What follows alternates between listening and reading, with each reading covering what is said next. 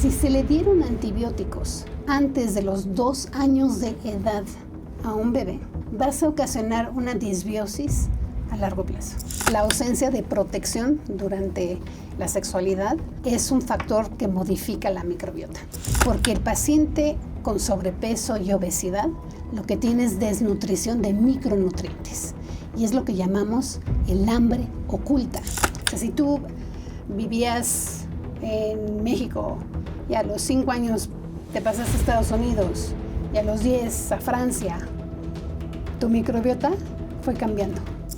Hola, ¿qué tal? ¿Cómo están? Bienvenidos una vez más a este NSS, el podcast. Hoy vamos a hablar de un tema muy importante llamado microbiota, lo que el intestino dice de ti, pero que tú no sabías. Y tenemos para explicar este tema a una doctora muy importante en este ámbito de la nutrición clínica, amiga mía, amiga de nosotros, la doctora Marthe Bricard, que va a explicarnos magistralmente qué está pasando con los aspectos más íntimos de la microbiota, cómo se vincula el intestino con todo el cuerpo.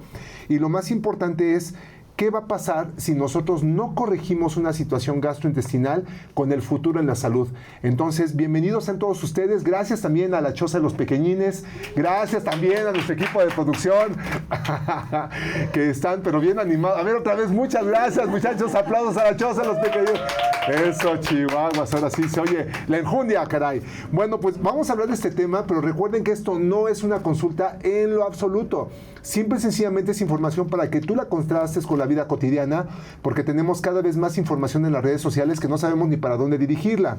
Entonces, esta es una herramienta científica que está tomada desde las bases más básicas, más coloquiales, para que tú puedas acceder a ella y busques otros temas adicionales. Entonces, si les gusta esta información, compártasela a quien más consideren que les es factible, denle me gusta para que esto pueda replicarse mucho más y los esperamos para suscribirse en el canal. Así que comenzamos con este NSS, el podcast. Y con ustedes, NSS, Nutritional Support System, el podcast, by Fernando Leal. Bueno, pues ahora sí arrancamos con este episodio titulado Microbiota, lo que tu intestino dice de ti, pero tú no sabías. Y esto lo va a presentar de una forma magistral la doctora Marthe Bricard, que ella pues tiene muchas tablas en el tema. La doctora Marthe Bricard es médico cirujano por la Universidad La Salle, también es doctora y maestra en nutrición clínica por la Universidad de Anáhuac, aparte de ser maestra en estadística aplicada por la misma universidad, y es miembro del Colegio Mexicano de Nutrición Clínica y Terapia Nutricional, aparte de ser miembro de la Sociedad Médica del Hospital Ángeles Interlomas. Y agregamos un aspecto más, docente e investigadora y una mamá brillante. Mi querida Marthe Bricard, bienvenida a este episodio. Muchísimas gracias, Fer, por esta invitación. Es todo un honor compartir este espacio contigo, con ustedes, con la comunidad, porque pues hay mucha información en redes sociales y sí es importante definir qué es lo que una persona debe de escuchar y qué no. Sí, además te voy a decir algo. El tema de microbiota es candente, ¿eh? O sea, todo mundo habla actualmente de microbiota. Nosotros empezamos a investigar microbiota desde 1997, una cosa así, cuando empezamos a ver algunas cosas en nuestro caso, pero bueno, yo sé que tú también vas de la mano. Es más, participamos formando materiales didácticos para muchos médicos y muchas capacitaciones desde hace muchos años, 2006, 2007, 2008, y la gente no se refería tanto al tema de microbiota, pero ahorita pues todo habla de intestino permeable, que también lo vamos a tocar al rato, habla de otros temas muy complejos que ahorita ya se vinculan al desarrollo o no de la microbiota intestinal, incluso a la coordinación del intestino. Entonces, si te parece bien, vamos a empezar a tocar algunos aspectos estadísticos importantes, porque la microbiota aparentemente constituye gran parte de las células del cuerpo. Nosotros cuando estudiamos el doctorado, porque estudiamos juntos el doctorado, ¿no? Se pensaba que teníamos más células que bacterianas que mismas células biológicas por parte del ser humano. ¿Qué tan cierto es eso? Así es, sí, es cierto. Las células humanas tienen su genoma y lo que hemos observado es que la microbiota también tiene un genoma enorme, exponencial. Y en este caso estamos hablando de mayor cantidad de células bacterianas versus, estamos hablando de trillones de bacterias en un organismo que se llama ser humano. Ok, ahora, ¿qué constituye la microbiota o qué es la microbiota? Mira, Fer, vamos a definir bien dos términos importantes, microbioma y microbiota. Okay. Entonces, si hablamos de microbioma, eso va a englobar el genoma, es decir, la cantidad de genes que están presentes. Va a incluir microbiota, que son los microorganismos, o sea, que es la composición taxonómica, así se le dice. Los taxones son las diversas comunidades que tenemos de microorganismos. Uh-huh. La clasificación, las diversas familias. Exactamente. Y la función que tienen. Y no nada más eso, las conexiones que existen de este microbioma. Por ejemplo, puedes hablar del intestinal, cómo se conecta entre ellos, ¿no? Entre las bacterias se comunican y hablan in situ, o sea, en el lugar. Pero no nada más ahí, sino que se comunican con otros órganos, y eso se llaman ejes microbianos. Entonces, por ejemplo, tienes el intestino que se va a comunicar con el hígado, el pulmón, el cerebro. Entonces, tenemos todos estos ejes, y si te fijas, microbioma te está abarcando todo. Te está abarcando quién está ahí, cuál es su genoma y cómo funciona. Y además las familias, cómo se dividen para esto, ¿no? Exactamente. La microbiota per se, es lo que se conocía antes como la flora intestinal. Que este término es muy coloquial, ¿no? Y si estuviéramos en 1915, te diría, bueno, sí serían términos que podríamos intercambiar, porque antes se pensaba que la flora era exclusivamente bacteriana. Hoy por hoy sabemos que tenemos microorganismos de otras índoles, ¿no? Sí. Entonces, aquí microbiota ya no podemos decirle exclusivamente flora intestinal, porque la microbiota te va a incluir microorganismos que no nada más son bacterias. Vas a tener procariotas, eucariotas, por ejemplo, procariota es la bacteria, las arcaes, y vas a tener hongos, y vas a tener otros microorganismos que van a convivir. Virus. Sí, ahora, en cuanto a los virus, si somos muy estrictos en la terminología, microbiota incluye microorganismos vivos, y estrictamente un virus está vivo solamente si vive adentro de alguien más, ¿no? De una célula. Entonces los virus, aunque no son parte de la microbiota, sí son parte del microbioma, porque es parte de todo lo que está presente en el ambiente biótico y abiótico en el ser humano. ¿Y parásitos? Parásitos también están ahí presentes. Ok, que también sí.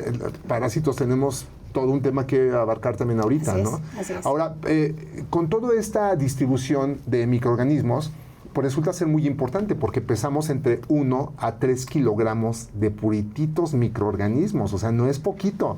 Así y tenemos casi la mitad de nuestras células constituidas en microorganismos. Entonces, dentro de todo esto mencionaste algo muy importante que quiero retomar. Existen ejes que van del intestino hacia todas las partes del cuerpo. No hay excepción. Todas las conexiones del intestino abarcan a todo el cuerpo, desde los ojos hasta el corazón, el pulmón y lo que sea. Así es, todo está regulado. ¿De dónde nació todo esto? ¿Cómo se formó? Pues si nos remontamos a la era del embrión, a partir de ahí podemos ir entendiendo cómo se fueron formando todas estas conexiones, porque al final del día todos empezamos como una sola célula. Claro. Y esta se va dividiendo y, por ejemplo, el sistema nervioso a la 4ª semana se va, entre comillas, a dividir entre cerebro y intestino, pero es el mismo sistema nervioso.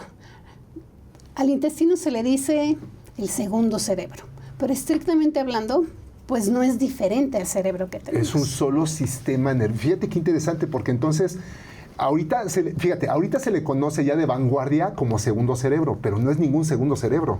Es un solo sistema nervioso que se forma en etapas embrionarias en la semana 4 de gestación. Y luego de ahí, ¿qué sucede? Pues ahí puedes ir teniendo los ejes. Por ejemplo, el intestino comparte de forma embrionaria el epitelio con el pulmón. Y si nosotros analizamos el impacto negativo que tuvo COVID-19 sobre nosotros como seres humanos, tú cuando impactas, por ejemplo, COVID impactó a la parte del intestinal, entonces tenías pacientes que de repente presentaban diarreas, pero estrictamente el paciente luego presentaba una neumonía. y grandes problemas respiratorios que llevaron a que tuviéramos tantos problemas en nuestro país. Claro, porque los pacientes con COVID presentaban primero, antes que cualquier otra cosa, un problema gastrointestinal porque ahí llegaba el virus y de ahí se disparaban las demás áreas. Pero entonces también cuando se le daba probióticos, porque todos los pacientes con COVID tenían disbiosis, ahorita hablaremos del tema de disbiosis. Así es. Todos tenían disbiosis y posteriormente se complicaban del pulmón. Pero también cuando se les daba probióticos, mejoraban la situación y el pronóstico en el COVID-19. Y tiene mucha lógica con esta parte.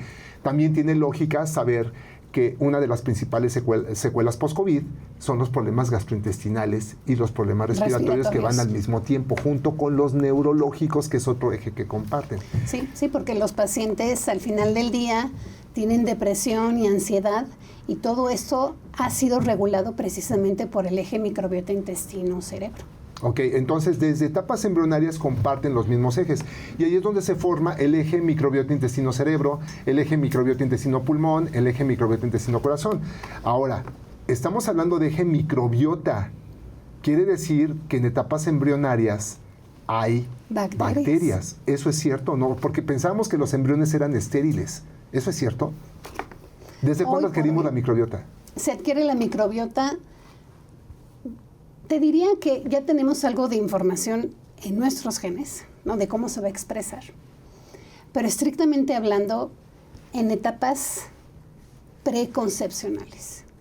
Entonces, por ejemplo, in útero, el individuo empieza a tener esa parte de que la placenta no deja pasar nada, pues no es cierta. Entonces, el embrión ya va a empezar a tener este desarrollo de su microbiota. ¿De qué va a depender? De la mamá. ¿Por qué es tan importante una mamá saludable? Porque hemos visto que una mamá que tenga obesidad, diabetes, cualquier enfermedad crónica con cierto grado de inflamación, eso va a perjudicar el desarrollo de estos primeros colonizadores precisamente de la microbiota de los bebés. Entonces es muy importante que también las mamás estén sanas, ¿no? Y tengan un microbioma adecuado para transmitirle esta salud, por llamarlo así, a su bebé. Entonces, un embrión ya va a empezar a tener su microbiota y se va a ir desarrollando y vamos a tener nuevos colonizadores conforme vayan pasando varias etapas en la vida. Ok, a ver, pero eso es muy importante porque entonces el desarrollo del embrión va de la mano con la misma microbiota que le pasa a la mamá. Oye, pero ¿qué sucede cuando le dan antibiótico a la mamá en el primer trimestre de embarazo? Terrible, terrible, porque eso mata a toda la colonización previa que ya hemos tenido. Entonces eso le causa disbiosis a la mamá y al bebé. Oye, pero el antibiótico es necesario. ¿Qué se hace? Si es necesario, lo que hay que hacer es proteger la microbiota de la mamá.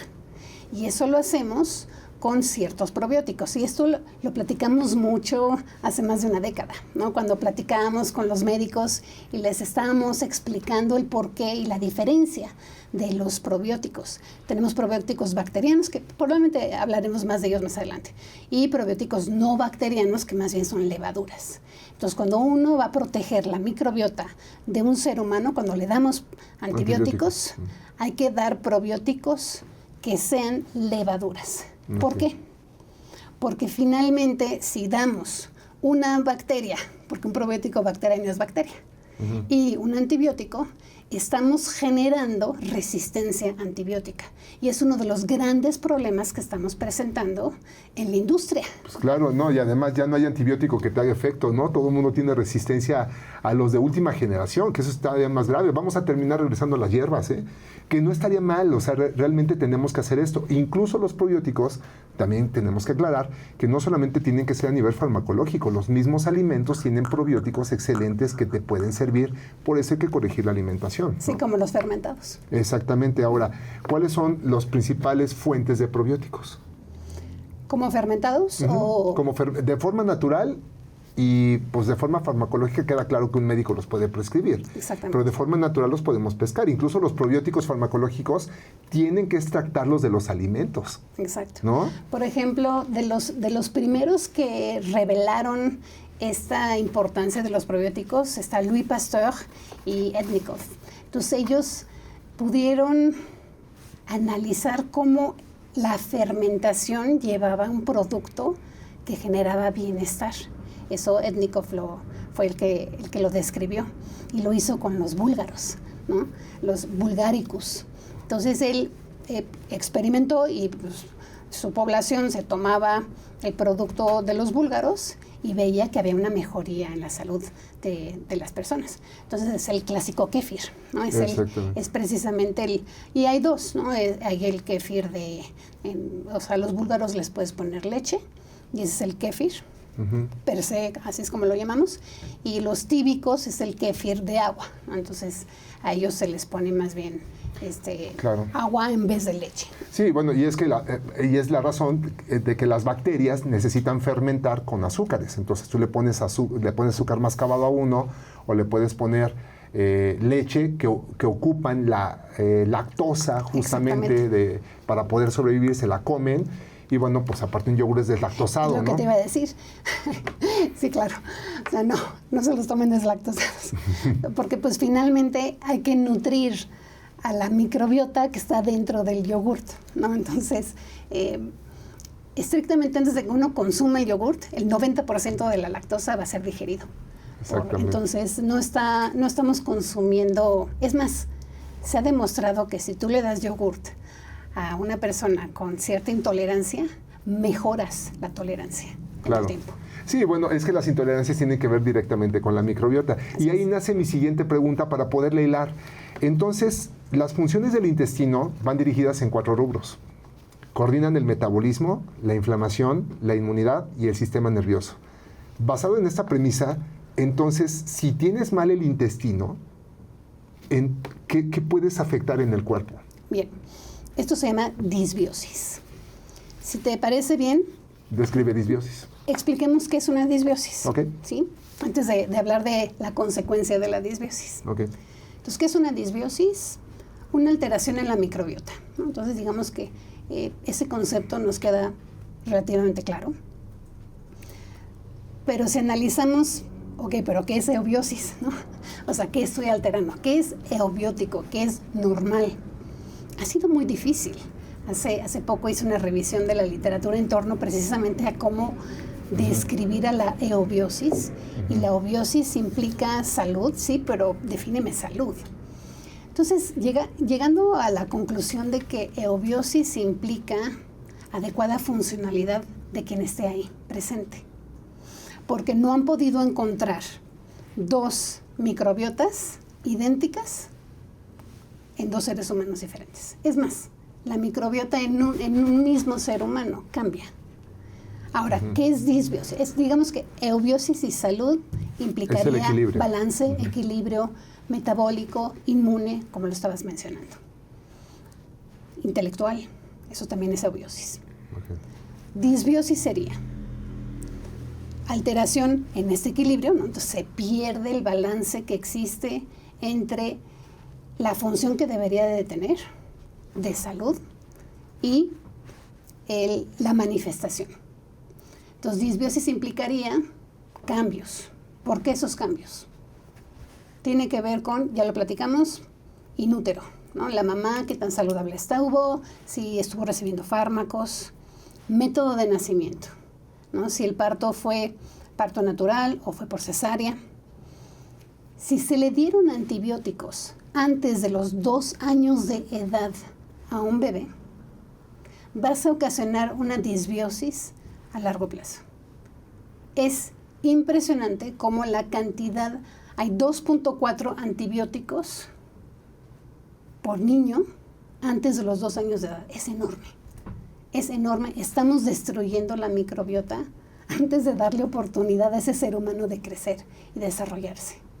Entonces hay que tener muchísimo cuidado con la administración de antibióticos. Pero a ver, nada más aclaración. No estamos diciendo que los antibióticos sean malos, sino lo equivocado es que cuando tú prescribes antibióticos, no se dé el probiótico adecuado para poder prevenir los efectos que ya sabes que van a ocurrir. ¿Es correcto? Totalmente, ¿no? Totalmente. O sea, un antibiótico se debe de dar cuando es necesario, de forma absoluta, pero no preventivo, no porque tiene el moco transparente el niño. O sea, hay que definir, ¿existe realmente un proceso infeccioso en ese ser humano? Bueno, pues damos ahí el antibiótico correspondiente. Pero ni siquiera estamos haciendo análisis de las secreciones, de la orina, del moco. Entonces, ¿cómo podemos definir que ese ser humano está realmente infectado si no estamos haciendo el análisis pertinente? Entonces, por eso es la parte en cuanto a antibióticos y pues darlos cuando son realmente necesarios. Otros fármacos que alteran la microbiota, ya un poquito más adelante, los AINES, ¿no? Los antiinflamatorios no esteroideos. Entonces, estos... Paracetamol, diclofenaco y todos ellos, ¿no? Exactamente. Hoy por hoy, por ejemplo, en ortopedia se da muchísimo antiinflamatorio no esteroideo.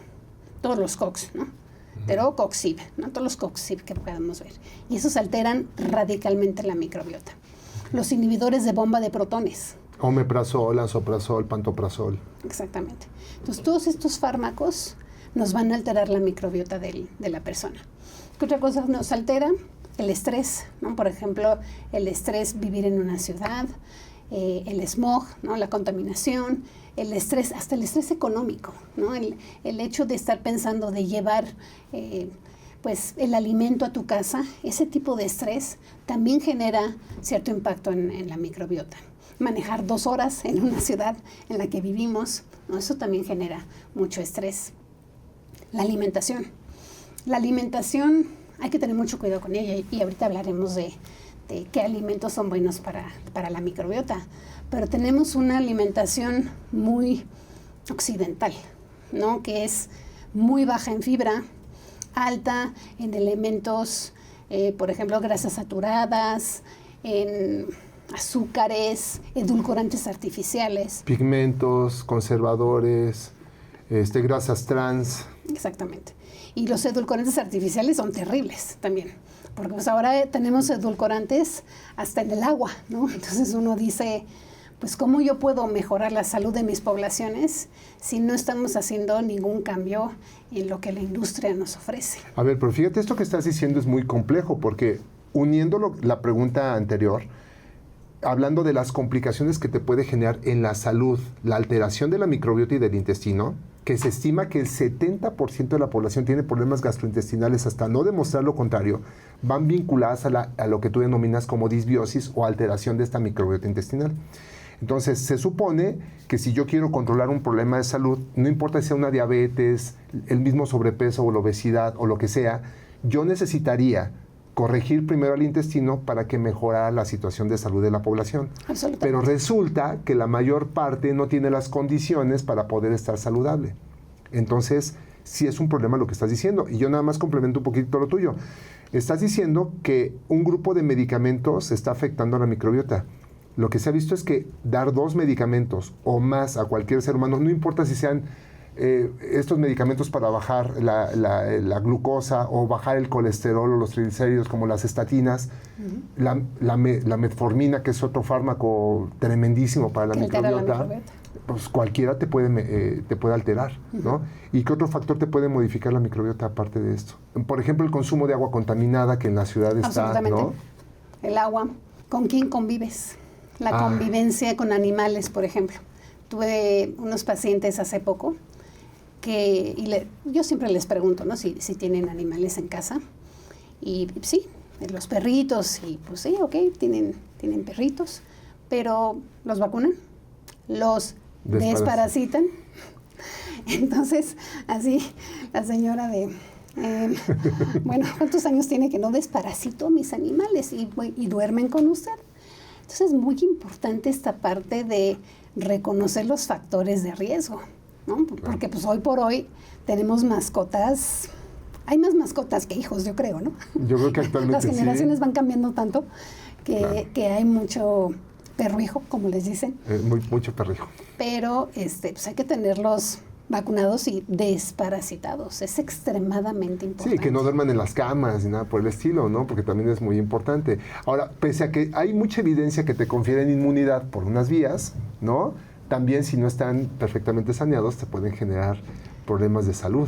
Así es, sí, colonización por parásitos, que pues bueno. Oye, pero te voy a lanzar otro tema más importante. Si tú, por ejemplo, empiezas a tener una relación sentimental así es, con la otra sexualidad persona también. y empiezas a besar a esa persona y tener intimidad con esa persona, también te modifica la microbiota. Así es, así es. Se ha demostrado que la ausencia de protección durante la sexualidad es un factor que modifica la microbiota. Ese es uno de los temas fuertes, sí, ¿no? Porque eso también implica modificaciones en tu mismo genoma. Así Cambia es, la estructura del genoma. Porque cuando hay intercambio entre dos seres humanos, estrictamente no, estamos intercambiando genomas.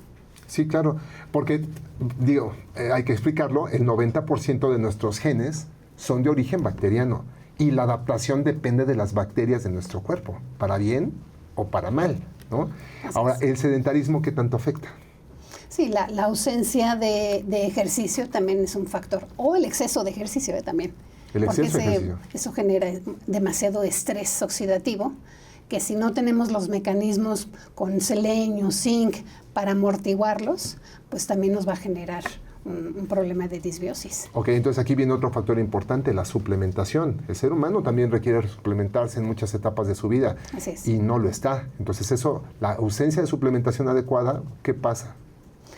Nos desnutre, ¿no? Y es lo que llamamos una hambre oculta, ¿no? Porque vivimos en un país en el que el 70% de la población tiene sobrepeso u obesidad, ¿no? Entonces uno puede decir, no, pues están bien nutridos, ¿no?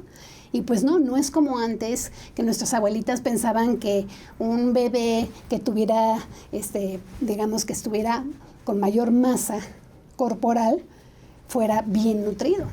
Eso ya no existe, porque el paciente con sobrepeso y obesidad lo que tiene es desnutrición de micronutrientes, y es lo que llamamos el hambre oculta, porque estrictamente hablando no estamos recibiendo los micronutrientes que deberíamos de recibir para un adecuado funcionamiento de nuestras células, de nuestros sistemas de antioxidación, para la misma microbiota. O sea, la microbiota necesita complejo B, necesita selenio, zinc, magnesio, vitamina, todo el complejo B, la vitamina C. Todos estos minerales y vitaminas son necesarios para el adecuado funcionamiento de la microbiota y nutrición de ella.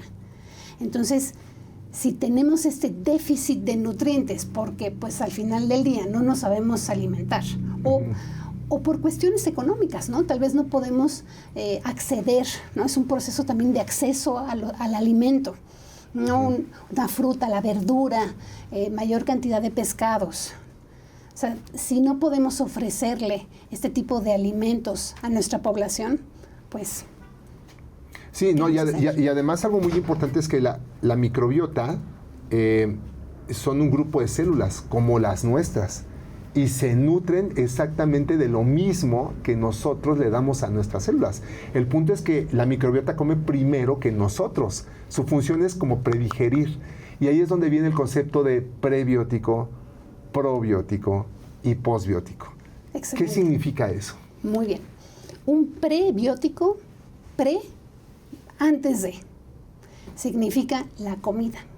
Entonces, normalmente estamos hablando de fibra, ¿no? Entonces, un prebiótico serían los alimentos que podríamos darle a las bacterias, que generalmente es fibra. Okay.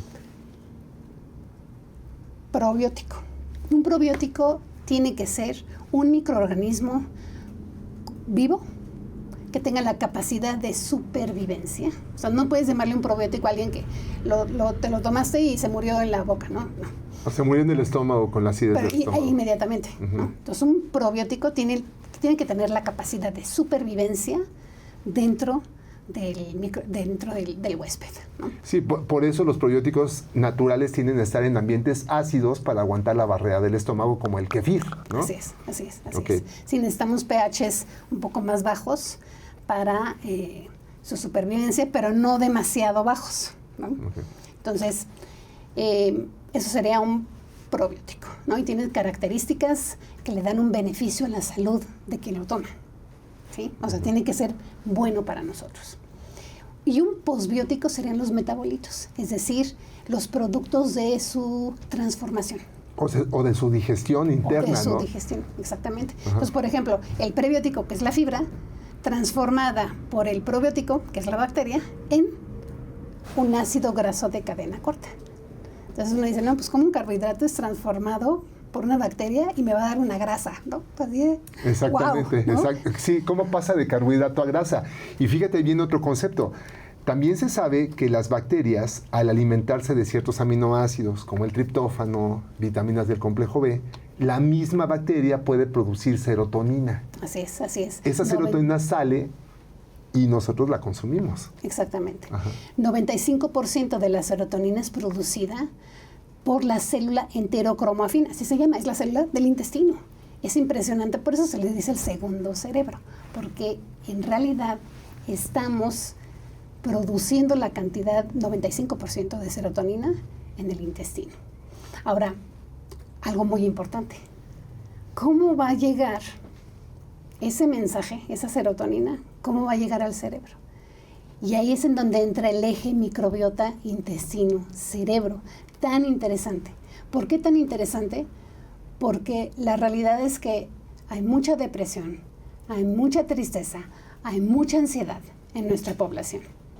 O sea, la mayoría, yo generalmente me espero a lo último de mi consulta para preguntarle a la persona, ¿y usted cómo se siente? Porque pues primero hay que platicar de todo lo demás, ¿no? La parte orgánica, pero no hay que dejar de lado la parte emocional. Y cuando llegamos a esas preguntas de ¿cómo se siente usted? ¿Cómo duerme usted? Sí ha habido una gran cantidad de pacientes y uno dice, ¿qué está pasando? ¿No? Y finalmente eso es disbiosis. No es que haya un problema en la raza humana, no es que de repente se hayan vuelto locos, no, es disbiosis. Tiene una explicación orgánica, tiene una explicación a nivel intestinal. Claro, es neuroquímica lo que está pasando. Absolutamente. Y si nosotros corregimos la microbiota de esos pacientes, en 7, 10 días, la gente despierta. Sí, se empieza a sentir más contenta, más feliz, ¿no? El tubo digestivo tiene que ver con eso. Más ella misma, ¿no? Es impresionante cómo al corregir la microbiota, corregimos la comunicación que existe a través del eje microbiota intestino-cerebro hacia el cerebro. Y eso regula precisamente nuestras emociones. Claro, y eso pasa mucho con los niños, por ejemplo, con autismo, que corriges el intestino, corriges la microbiota y de repente el niño ya tiene mucho más orientación de lo que está haciendo, ¿no? Sí, mayor atención y mayor intercambio de comunicación ser humano con ser humano, ¿no? Que es una de las cosas más importantes también para los papás, ¿no? También poder relacionarse con sus hijos, no que esté simplemente viendo la televisión o el iPad, ¿no? Claro, entonces es muy importante el análisis de el prebiótico, el probiótico y el posbiótico. Y nada más para poder ratificar. Entonces comentas que el prebiótico, para llamarse prebiótico, o sea, el microorganismo, tiene que primero atravesar de forma íntegra el tubo digestivo para llegar hacia donde tiene que estar haciendo efecto, ya sea el intestino o el colon, Correcto. sin ningún problema. Y segundo, tiene que llevar una función positiva, porque hay bacterias negativas que sí atraviesan todo esto, pero en lugar de ser algo positivo, te generan enfermedad, digámoslo así. Exactamente. A esas bacterias no les podemos decir que son probióticos. Ok, ahora, ¿existe indicaciones específicas para el uso de probióticos o no? Absolutamente. ¿Quiénes los deben consumir? Algo muy importante que estás diciendo es quiénes sí y quiénes no. Porque con tanta información en las redes uno dice, no, pues yo me voy a tomar un probiótico y voy a mejorar mi salud. Sí, pero realmente hay un proceso de disbiosis. ¿Y cuáles son los problemas reales que tiene esa persona que pues tienen que ser diagnosticadas por un profesional de la salud para yo darle un probiótico? Entonces, hay probióticos comerciales y ahí nosotros tenemos que definir cuál es el problema, que luego tienen varios, que tiene nuestro paciente. Podemos mejorar la microbiota de forma general y luego ir mejorando por ejes, ¿no? Entonces depende mucho de las presentaciones clínicas de los pacientes, ¿no? Por ejemplo, hay mujeres que pueden llegar con muchas infecciones urinarias. Entonces uno les mejoras la microbiota intestinal, pero también hay ciertas bacterias que pueden regular el eje microbiota intestino-vagina. Entonces así nosotros, o geniturinario, entonces mejoras las infecciones vaginales, las infecciones de recurrencia a nivel urinario. Entonces depende estrictamente de si hay un diagnóstico de disbiosis y un impacto negativo de la misma. ¿no? Si ya estamos viendo repercusiones a otros sistemas. Por ejemplo, una persona con obesidad tiene disbiosis, absolutamente. ¿Por qué? Porque la obesidad es un problema de inflamación crónica de bajo grado. Y la inflamación crónica de bajo grado nos altera la microbiota. ¿Por qué? Porque la inflamación nutre a las patógenas. Les encanta comer inflamación. Les fascina. Entre más inflamación haya, mayor incremento de estas bacterias patógenas. Y obviamente, conforme van colonizando de más en más el intestino, pues van atacando a la microbiota normal. Y lo que tú estás explicando literalmente es el inicio de las enfermedades crónicas. Así es. Porque esa inflamación de bajo grado es la que termina degenerando a todo el cuerpo, ¿no? O sea, y el daño surgió en el intestino, pero no lo revisamos a tiempo. O sea, el llamado es, si hay un problema gastrointestinal, si existe la posibilidad de disbiosis, si existe la posibilidad de alteración de la microbiota, necesitan ir a atención. Y eso ahí es viene importante. la parte del leaking gut, ¿no? El intestino permeable. La permeabilidad entre las células implica un espacio, implica edema, implica inflamación entre los enterocitos. Entonces, si tú tienes mayores espacios entre ambos y se pierden las uniones estrechas, porque eso hacen las patógenas, las rompen, les encanta romper ahí, generas translocación de bacterias, de alimentos. Entonces, por ejemplo, una persona con problemas que no conocía de enfermedad celíaca, de repente, porque presentó disbiosis, permeabilidad intestinal, ¡pum!, cruzó un pan, ¿no?, el gluten, y ¡pum!, y te activó la enfermedad.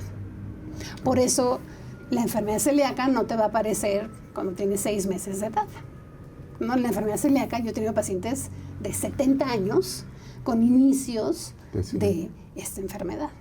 Entonces, esta es la cuestión de la permeabilidad intestinal.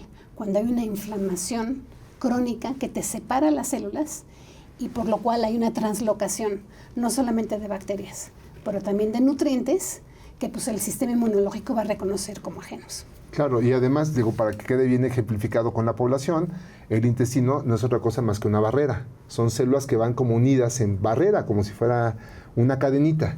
Y si nosotros separamos esa cadenita, la barrera ya no va a ser su función de filtrar, sino va a dejar permear cosas, pasar sin supervisión.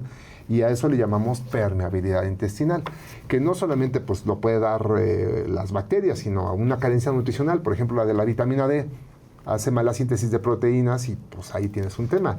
Pero va asociado también a que no puedes absorber adecuadamente cosas después de una disbiosis. Por ejemplo, le diste antibiótico a una persona durante mucho tiempo y terminó mal absorbiendo cosas y ahí están las consecuencias, ¿no? Entre otras cosas, pueden ser muchas cosas. Sí, ahí es en donde se empieza a desnutrir la población. Correcto. Entonces, gran parte de la población vive con problemas gastrointestinales, como ya lo dijimos, y también en estado de malnutrición. Ahora, ¿cuáles serían las señales típicas de que un paciente tiene problemas de disbiosis o alteraciones en su microbiota? Mira, en 70% de los casos, como muy bien lo has mencionado, vamos a tener manifestaciones gastrointestinales. Entonces, por ejemplo, el clásico reflujo, ardor estomacal, distensión abdominal, gas, ¿no?, o exceso de gas, ¿no? Y a veces es gas que no sale, ¿no? Es gas que se quedó en mi abdomen y me genera una inflamación. Le tuve que poner dos lugares dos seguritos. Exactamente. O diarreas o estreñimiento. Entonces, toda la parte gastrointestinal nos da mucha información. ¿Qué más nos da información? La piel, ¿no? Por ejemplo, psoriasis. O sea, manifestaciones en piel. Por ejemplo, la parte de piel que se rompe fácilmente, que generemos moretones fácilmente. Nuestras uñas, ¿no? Por ejemplo, que se rompan nuestras uñas. La parte intelectual, ¿no? El paciente te refiere que no se siente el mismo. O la parte emocional, ¿no? Que diga, pues tengo mucha depresión, estoy triste, o algo que llamamos anedonia, que es la falta de ganas de querer hacer las cosas, ¿no? Me levanto, pero no tengo ganas, ¿no? Es mucha de no tengo ganas. Y no tengo ganas de ir al ejercicio, que también es muy importante mandar a la gente a hacer ejercicio, pero pues si están despertando y con esta de no tengo ganas, pues ¿cómo le hacemos? Entonces, manifestaciones que tengan que ver con la parte neuroquímica, pero también la parte humoral, ¿no? Como la parte de hormonas es muy importante. Pacientes que pueden dejar de menstruar o la parte de fertilidad, ¿no? No se embarazan o presentan muchos abortos, ¿no? Esa parte también tiene que ver la parte de obiosis y disbiosis, ¿no? Si una persona no está en equilibrio, pues tampoco va a poder embarazarse. Problemas de tiroides, ¿no? También son muy importantes. Y la inmunidad, ¿no? Y obviamente la inmunidad. Presentan infecciones de recurrencia. Ok, sí. Cansancio. Pues sí, el 70% de las células inmunes nacen del intestino. Absolutamente. Y todas las células inmunológicas se coordinan en la tripa, ¿no? Se coordinan en el intestino. Y algo muy interesante con el sistema inmunológico es que las bacterias nos enseñan a nosotros a sobrevivir en este planeta. O sea, nosotros como seres humanos sobrevivimos gracias a ellas porque le enseñaron a nuestro tejido linfoide asociado al intestino, que es el GALT, le enseñaron a ver, mira, este es un nutriente, es bueno para ti, no lo ataques. Entonces, eso implica que nosotros aprendimos quién es bueno y quién es malo. Y eso se logra gracias a la comunicación que han tenido las bacterias precisamente con nuestro sistema inmunológico. Claro, la simbiosis que se puede llegar a presentar. Yo te beneficio, tú me beneficias y vivimos en paz.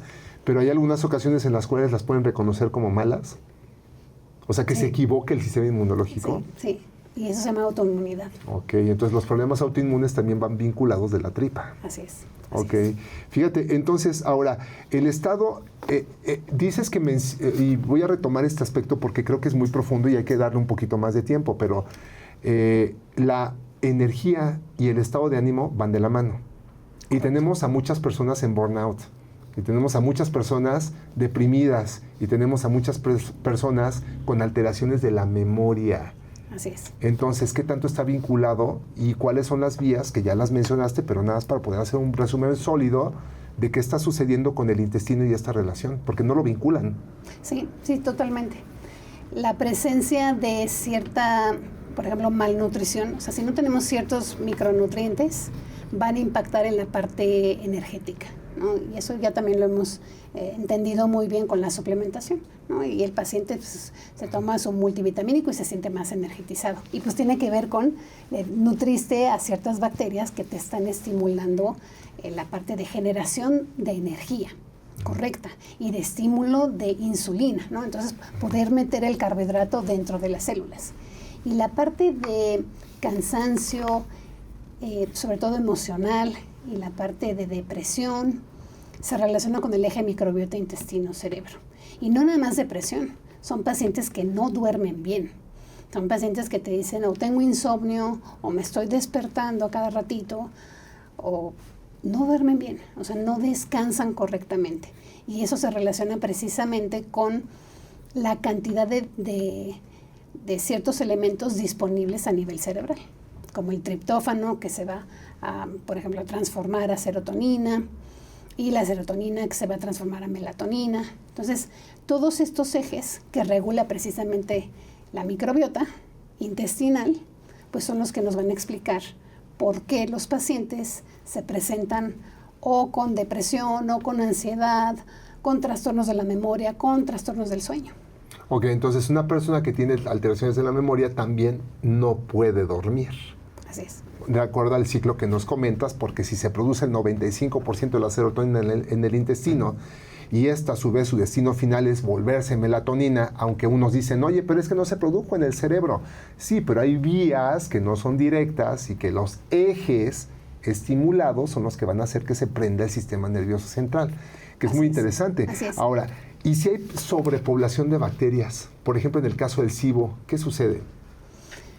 Primero hay que definir si realmente el paciente tiene sobrepoblación de bacterias, porque hay un sobrediagnóstico del mismo. Y el problema con el sobrediagnóstico es que hay un sobretratamiento, que es que les dan antibióticos, y eso radicalmente no es la solución. Ahora, si el paciente tiene cierta sobrepoblación de bacterias, estrictamente hablando, es porque ciertos patógenos están a nivel de intestino delgado. Entonces, ahí es en donde nosotros tenemos que inferir, porque estrictamente la microbiota debe de estar más abajo, debe de estar en colon. O sea, todo el tubo digestivo va a estar colonizado, pero tiene que haber ciertos fenómenos de compensación. Por ejemplo, la acidez gástrica, los ácidos grasos, ¿no? La bilis, ¿no? Los ácidos biliares. Todos estos lo que van a hacer es regular la cantidad de bacterias que van colonizando una u otra parte del intestino. Entonces, por ejemplo, la acidez es la que va a amortiguar, ¿no? El sobrecrecimiento bacteriano. Pero si son pacientes que llevan 10 años tomando inhibidores de bomba de protones, pues obviamente van a ser pacientes con sobrepoblación bacteriana y que ahorita están desarrollando obesidad. Hay una gran relación entre el consumo de inhibidores de bomba y la obesidad. Entonces hay que también tener cuidado con, independientemente de que nosotros podamos comprar ciertas medicinas como OTCs, o sea, yo puedo llegar a la farmacia y lo compro, eso no nos exime la responsabilidad de entender qué nos estamos tomando. O sea, es muy importante la relación médico-paciente. Hay que preguntarle a los médicos, hay que preguntarle al profesional de la salud si realmente es algo que necesitamos. Claro. Y tomárselo estrictamente por el tiempo que esté indicado y no más tiempo, porque eso se puede vincular a alteraciones en toda la microbiota. Entonces, la sobrepoblación bacteriana primero se tiene que diagnosticar correctamente. Y antes de dar antibióticos se tiene que regular todos los factores que ya dijimos, como la alimentación, el ejercicio y todas las demás cosas. Ahora sí, las indicaciones de la microbiota, ¿quién sí debe tomar probióticos? ¿Quién sí necesite? Debe? Solamente, no solamente quien lo necesite. ¿Y quién lo necesitaría?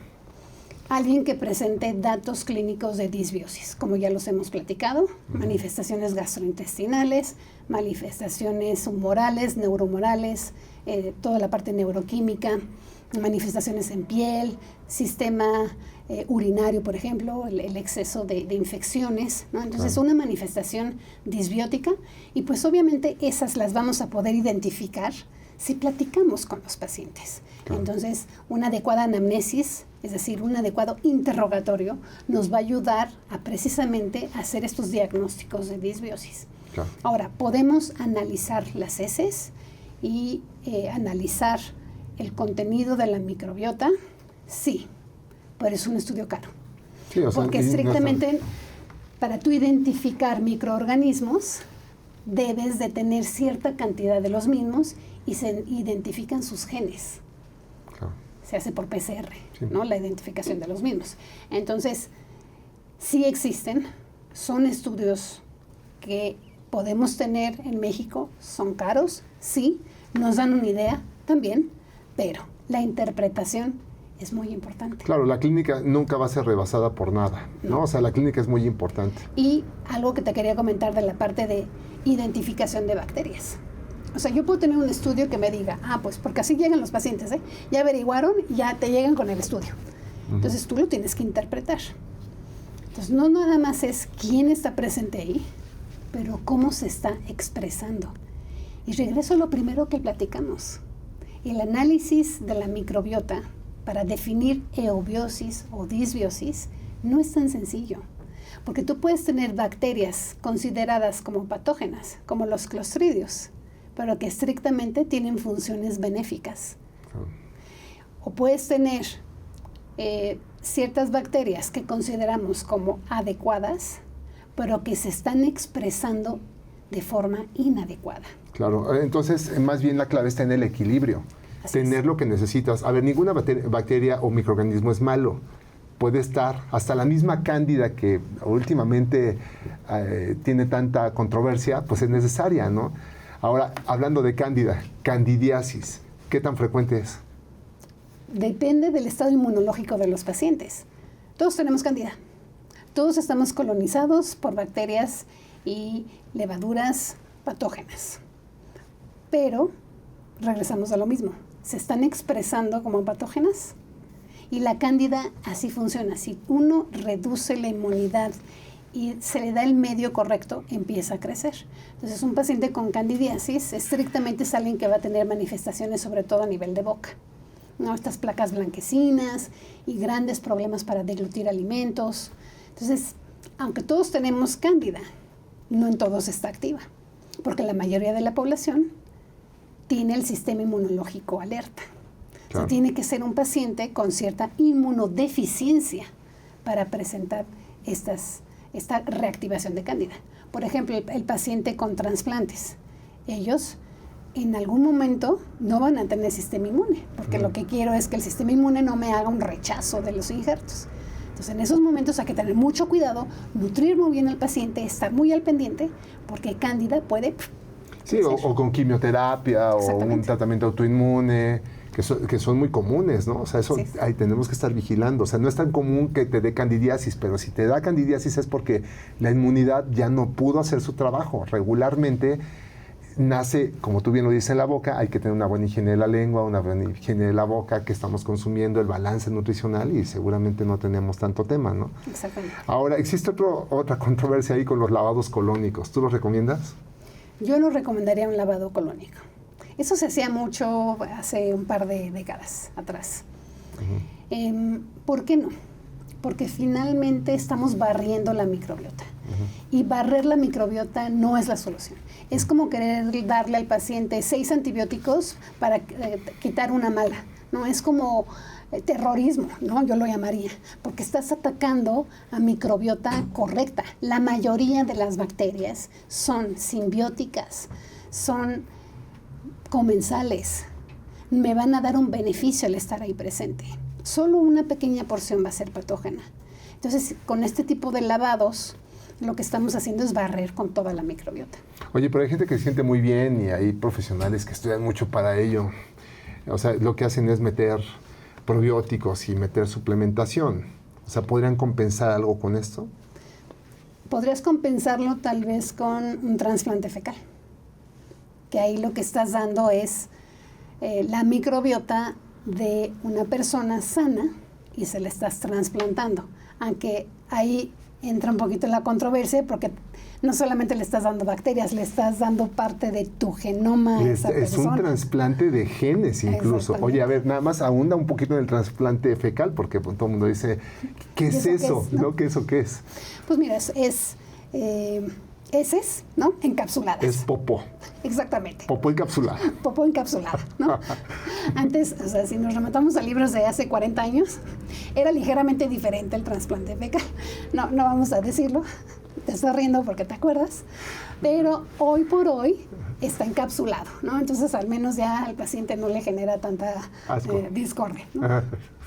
Y lo que hace finalmente esta concentración de bacterias en las heces es volver a colonizar la parte del... O sea, inoculan popó en tu intestino de alguien más.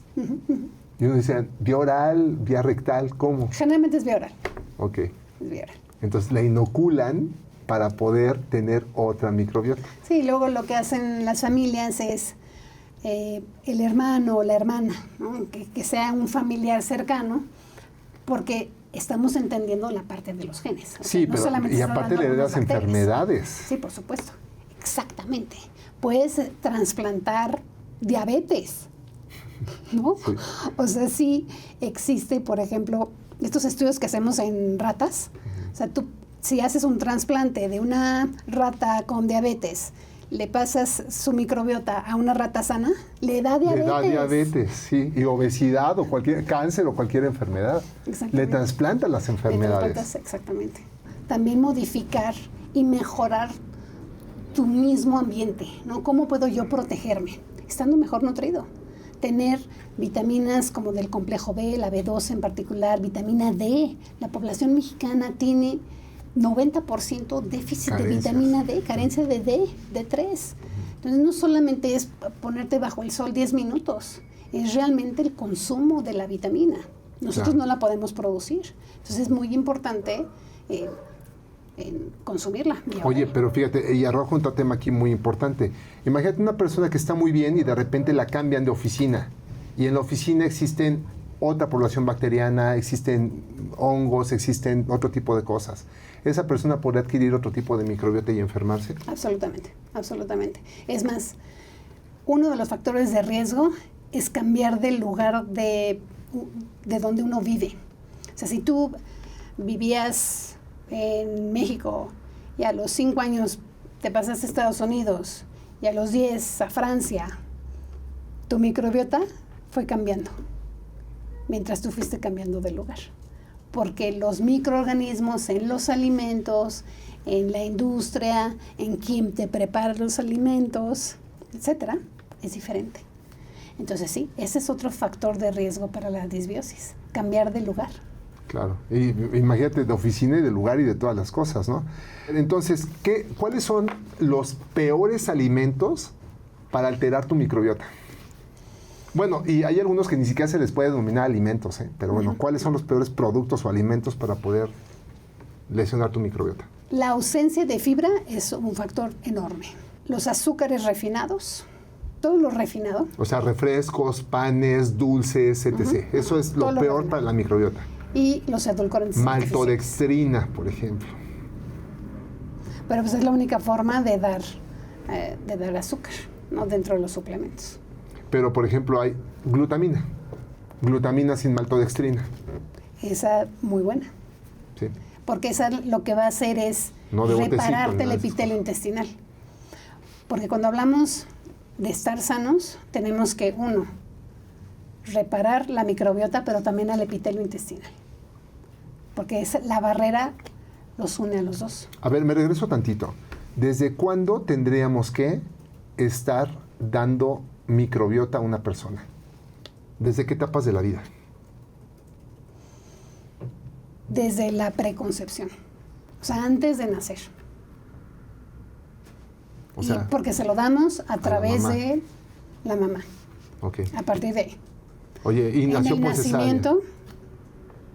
Y si nació por cesárea, tú puedes revertir los efectos negativos de la cesárea gracias a la lactancia materna. Hay un estudio. Tienes que dar leche materna.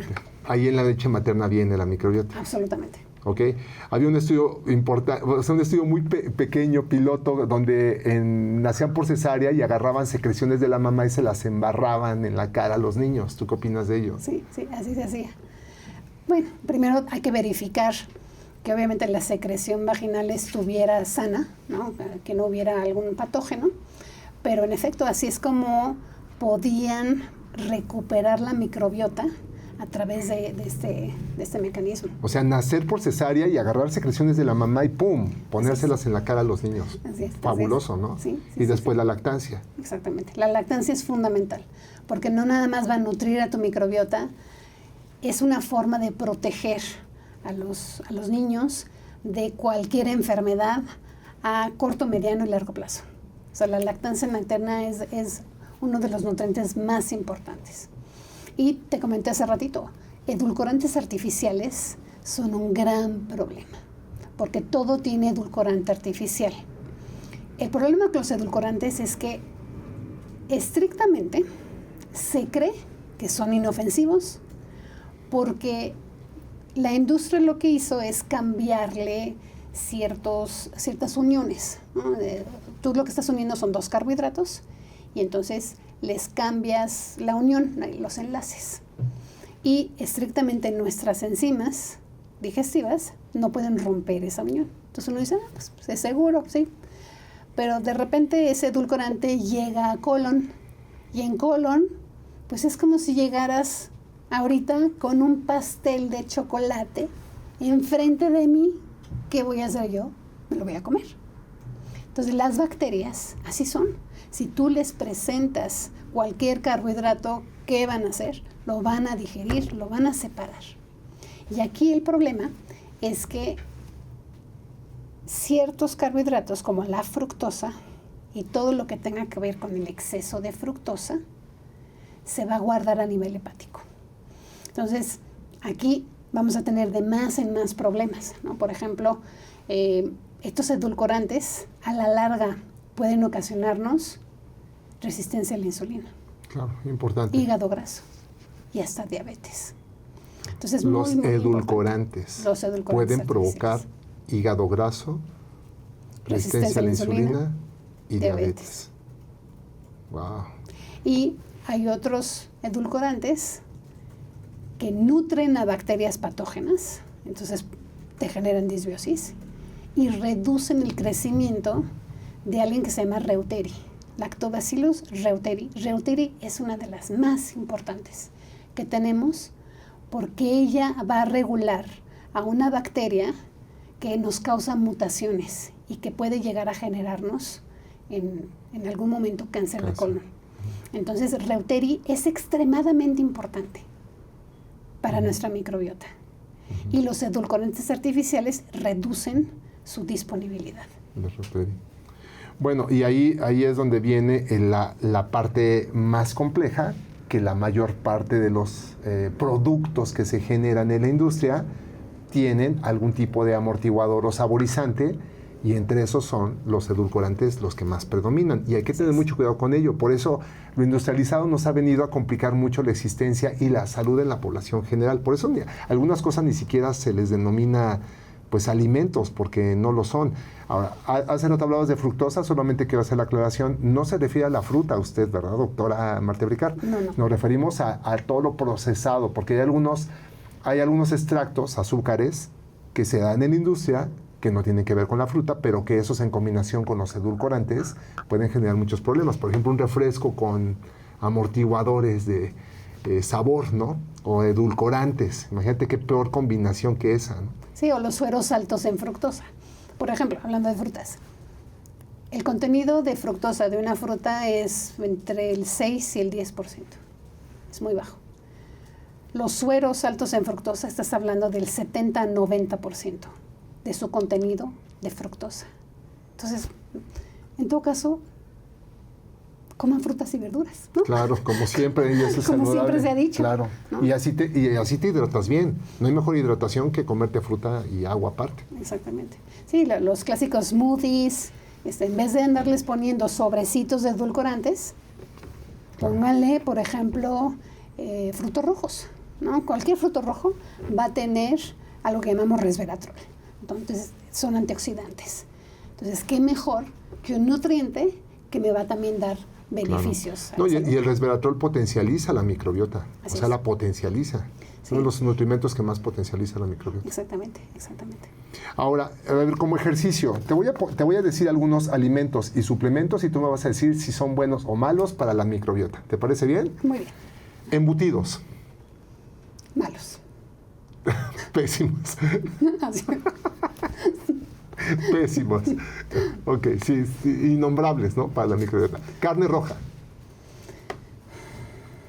Depende lo que pasa es que alimentos gruesos van a tener proteínas, vitaminas y grasas. Entonces, la carne roja, el problema es que tiene exceso de, por ejemplo, grasas saturadas.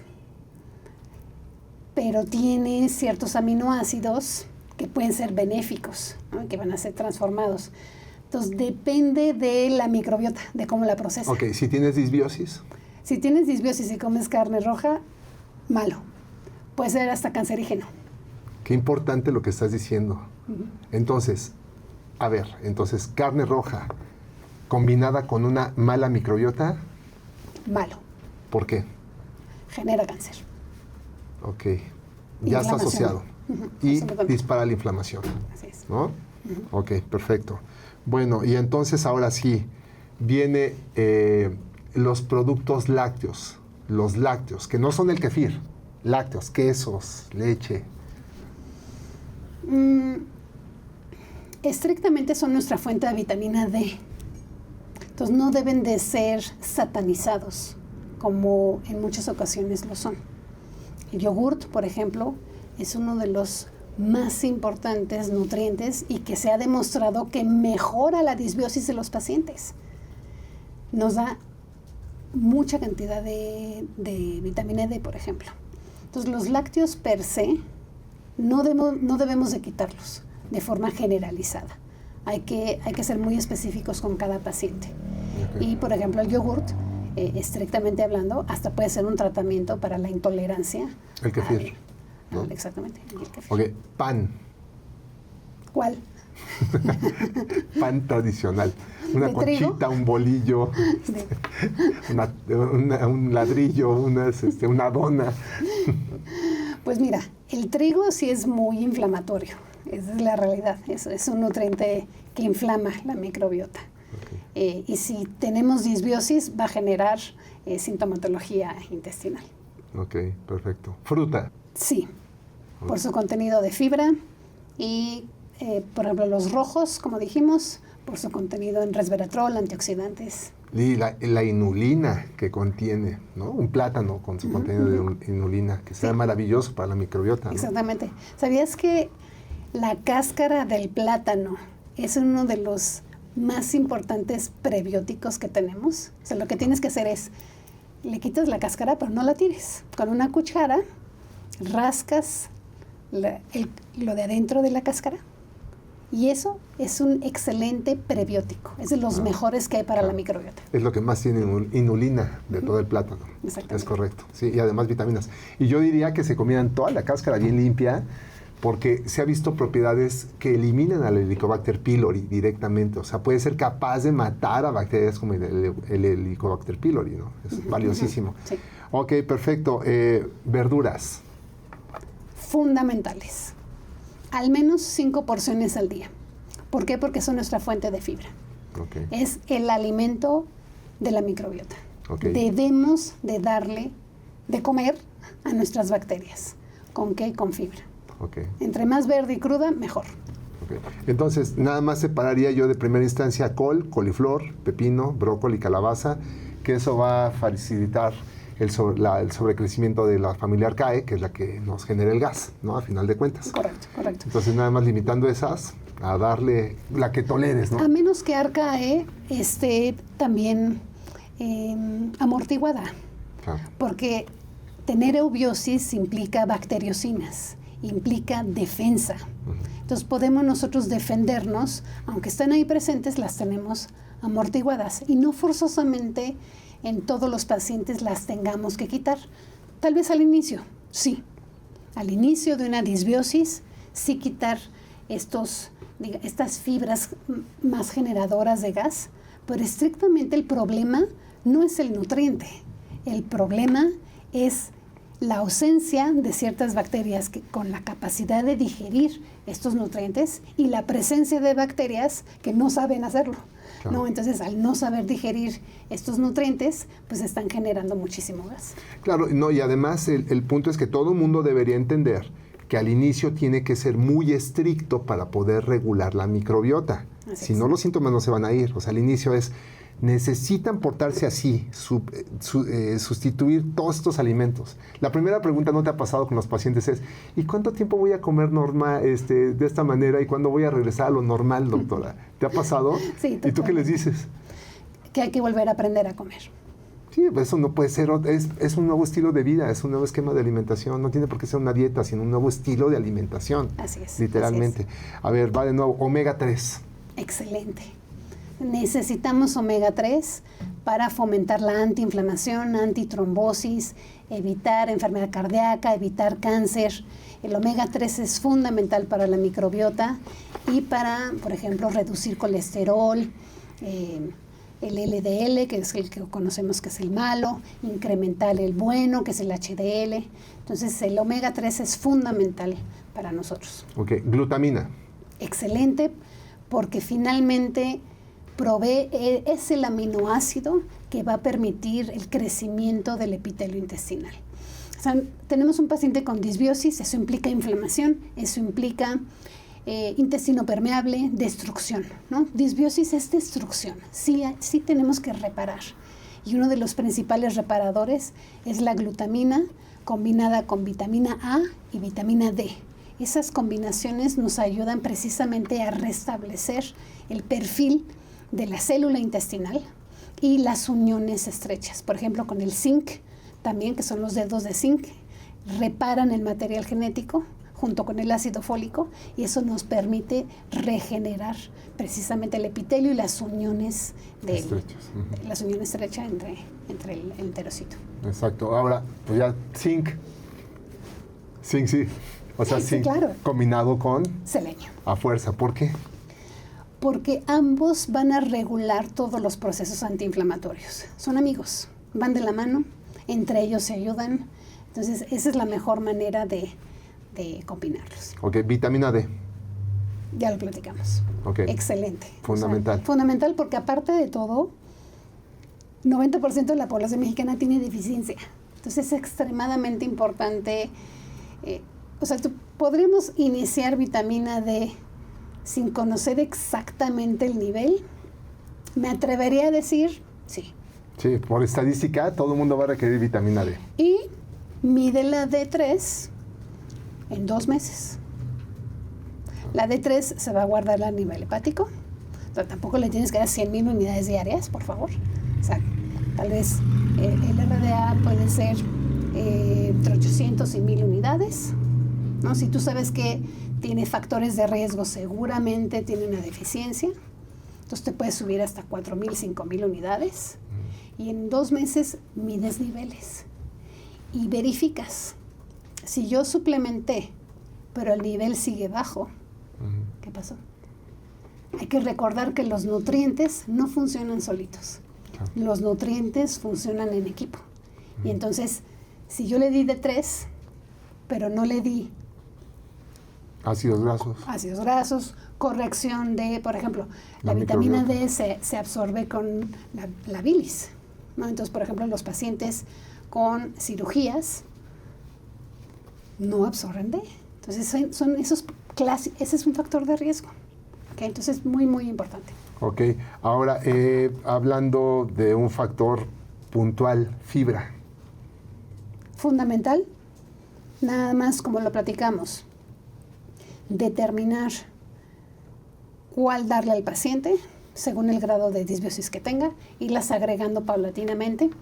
Cuando las cocemos, lo que logramos hacer es hidrolizarlas, ¿no? Entonces ayudamos al proceso digestivo, o sea, cuando están más cocidas al principio, ¿no? Y eso ayuda mucho al paciente a tolerar mejor la fibra. Y con el tiempo, irlas dando crudas, ¿no? Y ahí es en donde bacterias, yo les llamo superpoderosas, logran crecer. Por ejemplo, el ruminococo, esa le encanta la fibra difícil de digerir, y es una bacteria como así, mastodonte, superprotectora, y nos va y regula la microbiota. Entonces, bueno, entre verde y más crudo, mejor. Okay. Pero pues con el tiempo. Ok. Resveratrol. Excelente. Sobre todo en pacientes con problemas de colesterol, hígado graso. El resveratrol es un polifenol que nos va a contribuir en todo el efecto antioxidante. Entonces, y regresamos a lo mismo, combinarlo con selenio, zinc, vitamina C, que entre ellos se van a ayudar. Resveratrol es un nutriente para la misma microbiota, ¿no? El resveratrol produce eubiosis, y al tener un mejor microbiota, pues también protegemos al resto de los ejes, ¿no? Por ejemplo, el hepático, el eje microbiota intestino, hígado, me va a ayudar a controlar el colesterol total, me va a ayudar a controlar triglicéridos. Entonces, resveratrol, excelente nutriente. Ok, ahora, arginina. La arginina hay que tener cuidado, porque el exceso de arginina inhibe, digamos que el metabolismo de la misma, ¿no? O sea, deja de ser funcional. Entonces hay que combinarlo con citrulina. Entonces la citrulina a nivel renal se va a transformar a arginina, y esa arginina endógena va a ser mucho más efectiva. Entonces la arginina sí tiene un efecto benéfico. Es más, cuando necesitamos glutamina, la arginina se transforma a glutamina. Entonces, si es un aminoácido semiesencial, se convierte esencial en momentos específicos de estrés, de, por ejemplo, pacientes en terapia intensiva o en hospitales, en los extremos de la vida, ¿no? En esos momentos hay que dar glutamina, arginina, hay que combinarlos. pero no dar un exceso, porque luego el paciente llega, no, pues mi entrenador me dijo que me tomara 10 cápsulas de arginina, así de, no, o sea, el exceso de ciertos nutrientes puede llegar a también generarnos complicaciones. Sí, y lo que nos orilla a buscar siempre un profesional que te balancee esos niveles, ¿no? A final de cuentas. Exactamente. No, muy bien. Ahora, en cuanto a la alimentación, ¿hay tipos de dietas que echan a perder la microbiota? Por ejemplo, vamos a poner un ejemplo, el ayuno intermitente. ¿Lo recomendarías para mejorar la disbiosis? No. El ayuno intermitente lo que va a generar es trastornos, porque la microbiota está acostumbrada a estar despierta en ciertos momentos y a estar dormida en otros. Tiene ciclos circadianos como nosotros. Entonces, por ejemplo, en la mañana tenemos activas las bacterias que deben de estar activas en la mañana. En la tarde y en la noche van fluctuando. O sea, la funcionalidad y la actividad de nuestro microbioma depende de la hora del día. Entonces, si una persona deja de comer por 16 horas, pues por 16 horas no le dio de comer a quien debería haberle dado de comer. Las nocturnas no necesitan en ese momento comer. Ellas van a tener ciertos nutrientes de otra fuente. Y van a tener otras funciones. Las demás van a estar dormiditas. Pero ¿qué pasa, por ejemplo? ¿Te has fijado cómo en las terapias intensivas nuestras enfermeras empiezan a presentar obesidad? Sí, por alterar sus ciclos metabólicos. Porque se cambia el ciclo circadiano, cambian las bacterias y entonces en la noche están activas las bacterias del día. Entonces hay que tener mucho cuidado con los ayunos intermitentes. Claro. Están indicados en el paciente con obesidad grado 2-3 y con un trastorno metabólico. O sea, tienes que tener una consecuencia metabólica, por ejemplo, un descontrol glicémico y obesidad. Porque estrictamente el ayuno lo que hace es que en vez de consumir 5,000 kilocalorías al día, el paciente consume 2,000. Pero con las consecuencias en la funcionalidad y expresión de nuestro microbioma. Okay. Por ejemplo, una dieta cetogénica. Hay que tener cuidado, porque las dietas cetogénicas desnutren a los pacientes. Cetogénica es libre de carbohidratos y generan cetosis, ¿no? Exactamente. Pero nuestra principal fuente energética es la glucosa. Entonces, si nosotros restringimos carbohidratos a los pacientes, ¿de dónde va a sacar la glucosa del paciente? Del músculo, la musculatura. Es que se brinca la gluconeogénesis, ¿no? Exactamente. Entonces, el gran problema con las dietas cetogénicas es que desnutren a nuestros pacientes.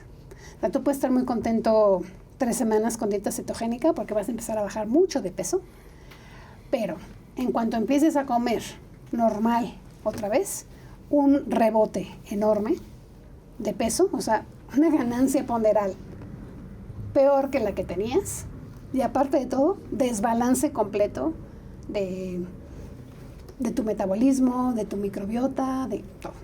Y pérdida de músculo.